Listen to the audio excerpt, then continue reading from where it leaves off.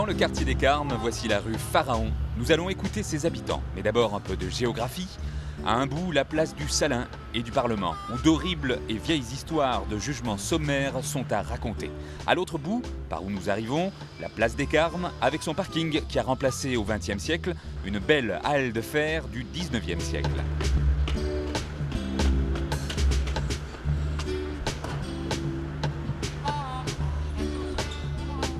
La rue Pharaon est longue et intéressante. Du long de cette rue, des siècles nous contemplent. Cependant, aucun pharaon n'a jamais régné sur Toulouse, ni même ne s'est promené dans cette rue sur un sphinx à roulettes. Pharaon, c'est la déformation phonétique finale d'un nom de famille de Alfaro, Pharaon. Mais qui était cet Alfaro? Ramondi de Alfaro, Raymond d'Alfaro. Tout est expliqué au milieu de la rue sur une plaque émaillée.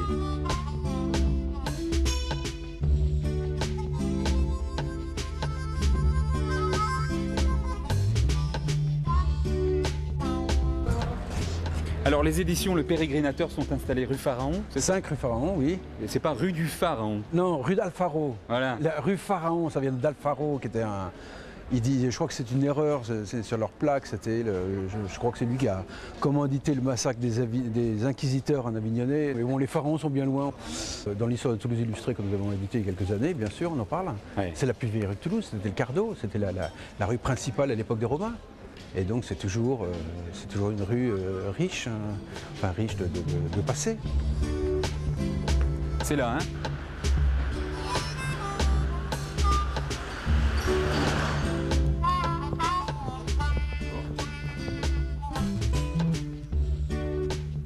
Nous sommes entrés dans cette cour. À quelle adresse, monsieur? 7 rue Pharaon. Vous vous occupez de cette cour, oui, et des immeubles autour? Autour, oui. Tout ce qui est ici, là. Toute cette partie. Ça m'a l'air d'un bel endroit. Oui, et vous avez la date ici. C'est qui a été fait 1871. Je sais pas, 1812, ici, là. Il y a longtemps que vous êtes là? Moi, c'était ma mère qui était ici au début, et ça va faire 1992. Mais vous connaissez la rue Pharaon depuis tout petit, alors? Je suis né à Toulouse.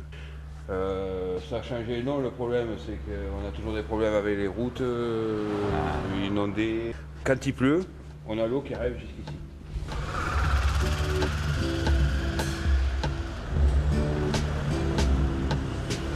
Tiens, on va passer chez Armadillo. Armadillo, c'est un petit atout, mais surtout, c'est un marchand de disques.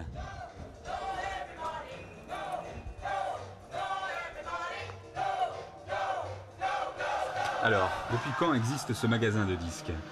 Rue Pharaon depuis 90. Avant, on était à Arnaud Bernard. Ouais. Donc c'est historique ici? Oui, on peut dire ça comme ça. Là. Ça a été fondé dans quel esprit et comment?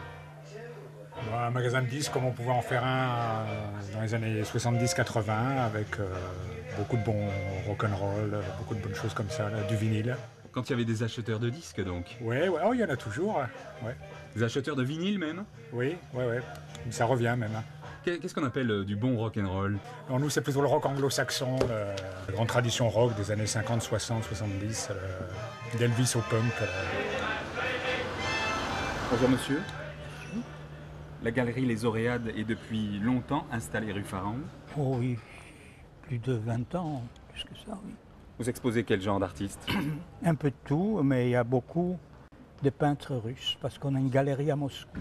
C'est une peinture décorative russe.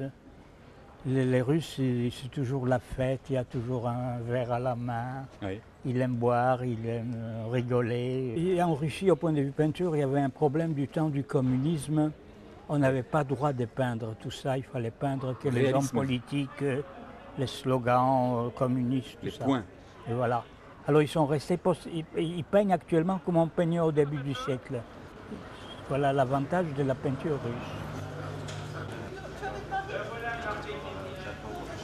Il y a longtemps que vous êtes ici, monsieur? Et ça va faire 17 ans. Et quand nous sommes installés ici, dans le fond, au cœur du Moyen-Âge, puisque cette rue existait avant la ville même. Oui.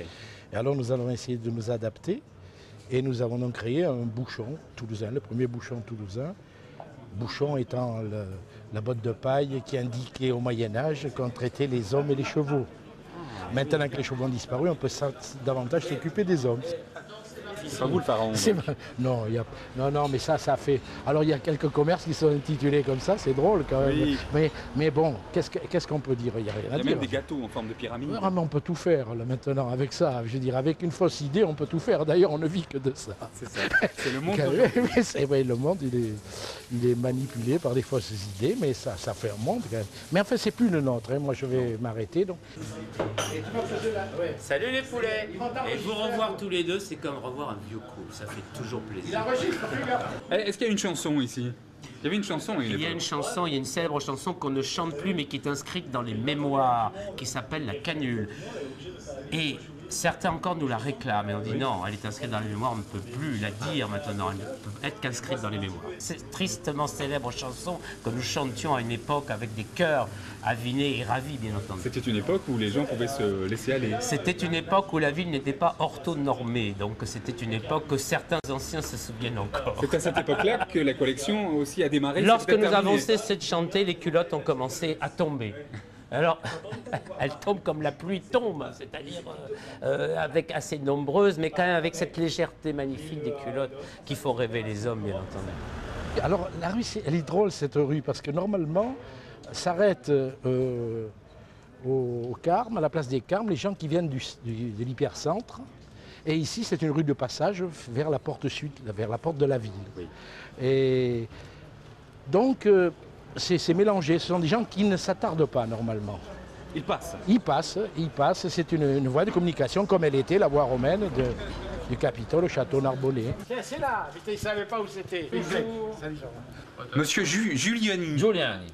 Comme le maire de New York. Absolument, comme le maire de New York. Et vous êtes le big boss ici? Alors, je ne suis pas le big boss, je suis simplement, avec certains de mes collègues, représentant de Porte Sud, quartier historique. Ah, c'est un quartier qui est desservi par des travaux qui ont duré pendant plus de quelques années maintenant et qui se terminent maintenant, qui ont été importants mais qui ont révélé des vestiges et des fouilles extraordinaires avec le château royal. On peut visiter ces vestiges? On peut les visiter et nous allons dans les mois qui viennent organiser un cheminement historique à partir de ces vestiges, à partir de ce château royal. Quelque chose de fantastique en fait. Donc cette rue est assez ancienne dans ce quartier.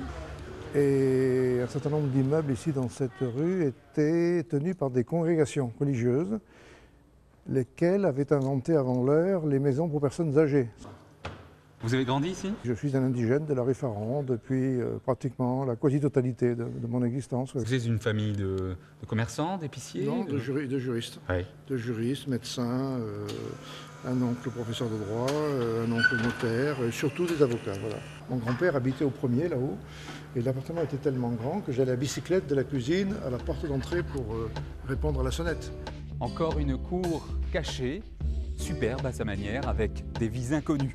Vous avez le bonjour de la rue Pharaon. À la semaine prochaine.